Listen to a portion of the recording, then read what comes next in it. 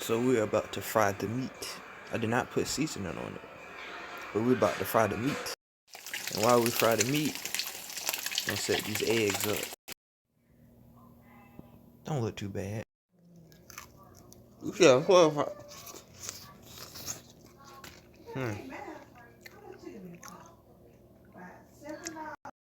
Whip the eggs up. Frying another set of ham.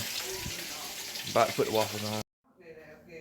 Alright, so I had 6 pieces, but 2 of them mysteriously disappeared. I'm about to cook the egg. Waffles done, so I'm gonna put them in the microwave to heat the butter up. I think I cooked the ham a little too hard, so I'm gonna still throw it in there when I'm cooking the eggs. But that ham bomb. I'm gonna throw cheese on it.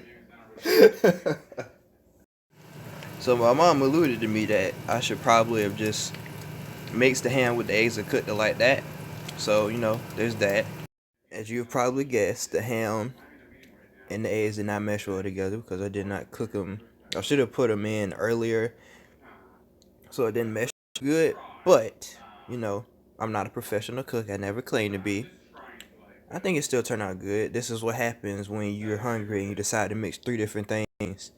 And there's only one way to mix 3 different things. You cook 3 of these things and then you add something on the side. There you go. And now we eat. It's a moment of truth, my guys. Hold up.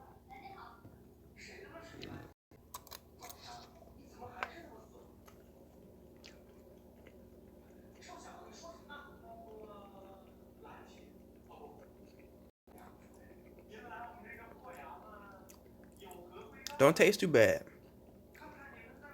I would have mom try some, but she upstairs and she don't eat something else anyway. But yeah, this is not bad. We already know how egg and waffles taste, so I ain't gotta try that. You also can't forget that with any healthy breakfast comes orange juice that we just happen to have in the house. Always remember, a good chef cleans up after himself. And don't listen to my mom because she'll tell you I don't clean right.